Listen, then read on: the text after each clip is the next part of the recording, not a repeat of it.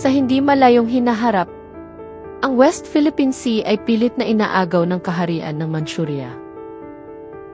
Bagamat hindi nila ito makuha sa pamamagitan ng pakikidigma, iba't ibang paraan ang ginagawa ng mga Manchurians para sirain ang moral, komunidad at paniniwala ng mga Pilipino upang masakop nila ang West Philippine Sea nang walang aktwal na digmaan na magaganap. Ito ay sa pamamagitan ng mga taksil ng bayan, tulad ng mga angkan ng mga politiko at mga bayarang media at social media influencers. Balik sa selda ni Shifu, binisita siya ng kapatid na si Van. Ibinigay nito ang gamot na invention niya. Kuya. Kuya. Okay ka lang ba dyan? Oh, Pandot po. You? Why here? Mabuti na lang yung bantay nasuhulan pa natin. It's good. Tsaka ito kuya, kakailanganin natin to. Papatigilin ito ang puso mo ng 1 oras. Magmumukha kang patay. At pag ikaw ay inilabas nila, ako nang bahala. Kukunin kita. Kunin mo kuya.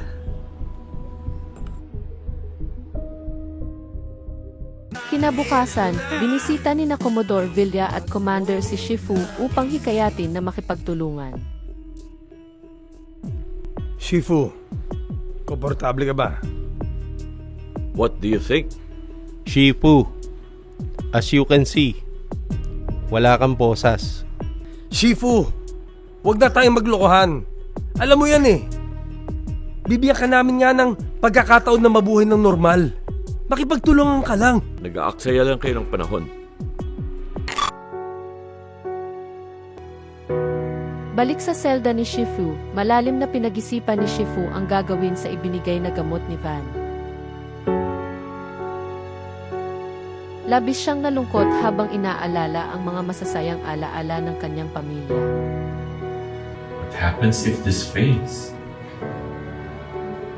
Then all our dreams die. On the other hand, I have no choice. I trust my brother. And I need to live for Manchuria. For Manchuria and my brother. I take you.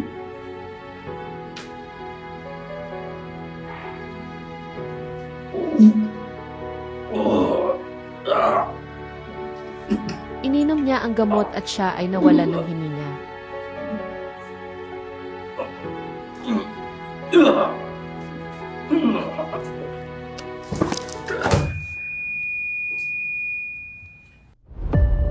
Sa headquarters ng Defenders, nakarating na ang pangyayari kay Commander. Hello? Ano? Si Amari. Sige, punta ako dyan. Nagmadali siya papunta sa selda ni Shifu at inabutan niya si Amari na yakap ang walang buhay na asawa. Shifu? Mahal ko.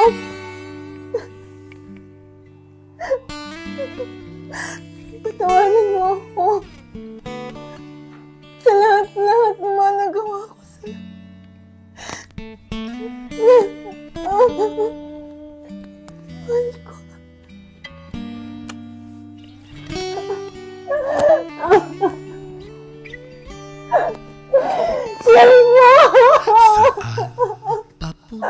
Taas noong isisigaw